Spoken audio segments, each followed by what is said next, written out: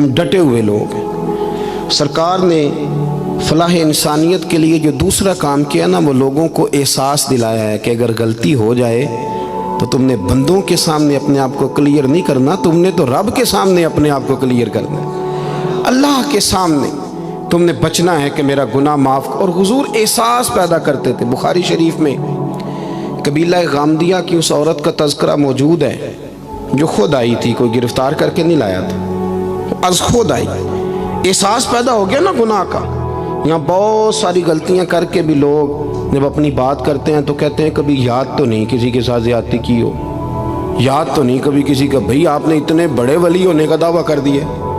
انسان تو انسان رہتا ہے۔ بڑے بڑے لوگ کہہ گئے کہ یا اللہ اگر انجانے میں بھی بھول گئے ہیں تو ہم سے درگزر فرما، لیکن جب ہم تیار ہی نہیں ماننے کو۔ حضرت انس بن مالک کہتے ہیں وہ خاتون آئی، کوئی پکڑ کے نہیں لایا، کسی 14 دنوں کے ریمانڈ پہ نہیں اسے منوایا گیا، اسے وہ خود بخود آئی۔ اور کریم محبوب علیہ السلام کے سامنے جب وہ کھڑی ہوئی تو اتنے درد سے میں نے کم لوگ روتے دیکھے ہیں جس درد سے وہ روئی۔ عرض کرنے لگی حضور میں غلطی کر بیٹھی ہوں، مجھ سے زنا ہو گیا، مجھے پاک کر دے۔ تو محبوب کریم علیہ السلام نے فرمایا تو کیسے ثابت کرے گی تو نے گناہ کیا؟ یعنی مجرم کو ثابت کرنا پڑ رہا ہے کہ میں گناہ گار۔ یہ وہ کمال ہے کہ انسانوں کو احساس ہونے لگے کہ یہاں ہم غلط ہیں۔ جب اعتراف جرم ہوتا ہے، جب بیماری کی تشخیص ہوتی ہے تو پھر اس کا علاج بھی ہو جاتا ہے۔ حضرت انس بن مالک کہتے ہیں وہ عرض کرنے لگی حضور میرے پیٹ میں ناجائز بچہ ہے۔ حضور نے فرمایا جا جب بچہ پیدا ہو تو پھر آنا۔ وہ 8 ماہ کے بعد آئی تو اس کی گود میں پھول سا بچہ تھا۔ حضور نے فرمایا واپس جا، جب روٹی کھانے لگ جائے تو پھر آنا۔ وہ 2 سال 2.25 سال دودھ پلاتی رہی، پھر جب آئی تو بچے کے ہاتھ میں روٹی کا ٹکڑا تھا۔ کریم محبوب صلی اللہ تعالیٰ علیہ وسلم سے آ کے جب اس نے بات کی تو وہ درد سے روئی، کہنے لگی یا رسول اللہ 3 سال ہونے کو ہیں، میں نے گناہ کیا ہے، میں ساری رات سو نہیں پاتی۔ حضور تڑپتی، اگر اس حال میں مر گئی تو اپنے رب کو کیا منہ دکھاؤں، مجھے پاک کر دے، میرے حال پہ رحم فرمائے۔ محبوب کریم صلی اللہ علیہ وسلم نے بچہ ایک صحابی کو دیا، فرمایا بچوں کی طرح پالنا، اور کہا اسے لے جاؤ، پتھر مار مار کے اسے سنسار کر دو۔ صحابہ کہتے ہیں اسے پتھر لگ رہے تھے اور حضور بے چینی کے ساتھ ٹہل رہے تھے۔ آ کے خبر دی حضور وہ تو وصال کر گئی، انتقال ہو گیا۔ فرمایا یہاں تک تو بات اس کی تھی۔ حضرت انس بن مالک کہتے اب محبوب کریم نے صحابیات سے فرمایا اسے غسل دو، کفن پہناؤ، جنازہ تیار ہو جائے تو مجھے خبر کرنا۔ حضرت انس بن مالک کہتے ہیں غسل ہوا، کفن ہوا، جنازہ تیار ہوا تو حیران ہم تب ہوئے جب میرے محبوب نے فرمایا صفے بناؤ، میں خود جنازہ پڑھاؤں گا، میں خود جنازہ پڑھاؤں گا۔ اور سرکار نے جنازہ پڑھایا تو ایک شخص کی زبان سے نکلا حضور اس ملعون کا معاذ اللہ جنازہ جس نے ناجائز بچہ جنا، اس کے لیے آپ دعا کر رہے ہیں، جنازہ پڑھا۔ اور حضور فرمانے لگے خاموش ہو جاؤ، تم نے گناہ دیکھا ہے اس کا احساس نہیں دیکھا، تم نے غلطی دیکھی ہے لیکن اس کی توبہ کا انداز نہیں دیکھا۔ اور صاحب کنز العمال نے یہ لفظ نقل کیے ہیں کہ کریم محبوب فرمانے لگے اس نے تو ایسی شاندار توبہ کی ہے کہ اگر میں اپنی ساری امت میں بانٹ دوں تو اللہ سب کی مغفرت فرما دے گا۔ احساس جب پیدا ہو جاتا ہے نا اپنے دل کے اندر کہ یہاں میں غلط ہوں، ان العبد اذا اعترف ثم تاب تاب اللہ علیہ او کما قال نبی صلی اللہ علیہ وسلم، رواہ مشکات۔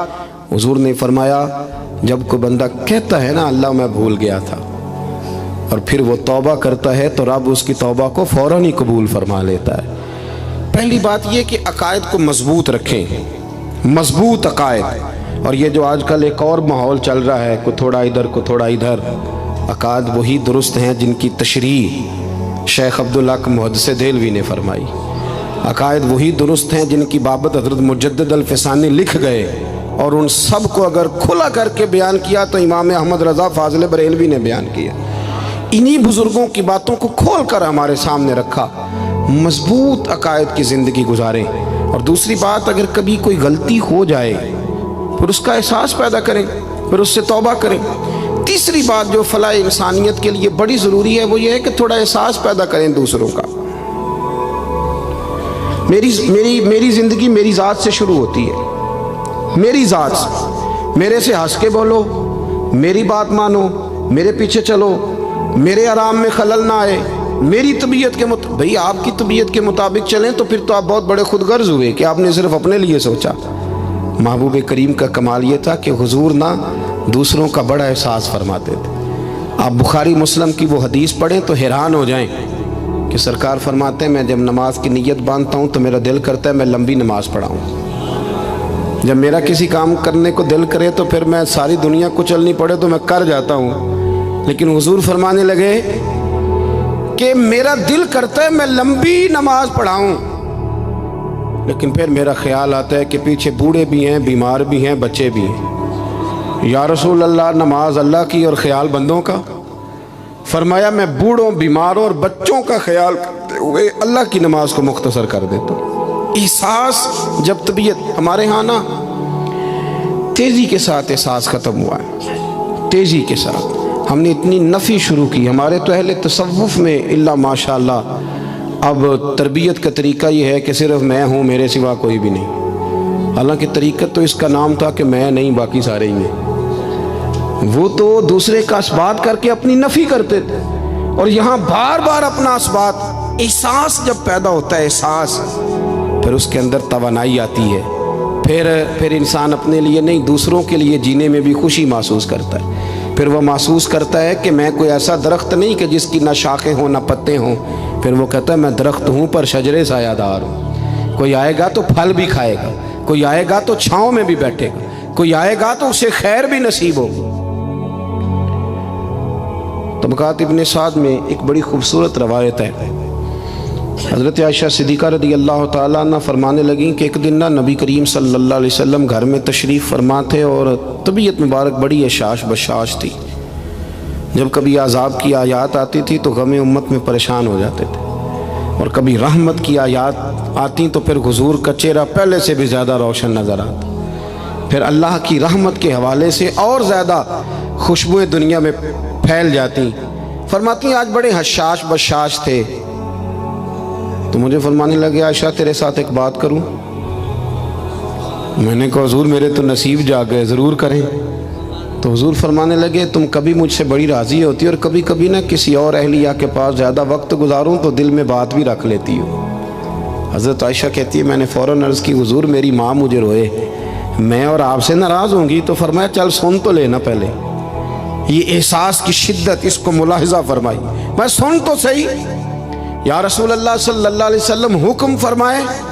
تو محبوب کریم صلی اللہ علیہ وسلم فرمانے لگے عائشہ تم کبھی کبھی قسم اٹھاتی ہو، اور جب تمہارے دل میں میرے بارے میں کوئی بات ہونا تو پتہ کس طرح قسم اٹھاتی ہو؟ تم کہتی ہو مجھے حضرت ابراہیم علیہ السلام کے رب کی قسم ہو، اور جب مجھ سے راضی ہوتی ہو تو پھر کہتی ہو مجھے محمد عربی کے رب کی قسم ہو صلی اللہ علیہ وسلم۔ حضرت عائشہ صدیقہ کہتی ہیں سرکار نے بات کی تو میں آنکھوں سے رو رہی تھی اور لبوں سے ہنس رہی تھی، اور میں عرض کر رہی تھی یا رسول اللہ آپ اتنا زیادہ خیال فرماتے ہیں؟ جملوں کا خیال، احساس کہ کوئی کیا سوچتا ہے کیا کہتا ہے، ہمارے اندر تیزی سے وہ چیز، گھروں کے اندر پوری جنگ لگ جاتی ہے، اماں جی کی اور بیگم صاحبہ کی پوری جنگ، اور دونوں نے جیتنا ہے، اس کے اندر اب پتہ نہیں بیچارہ ہارے گا کون، ان دونوں کو جیتنا ہے۔ مساجد میں جنگ لگ جاتی ہے۔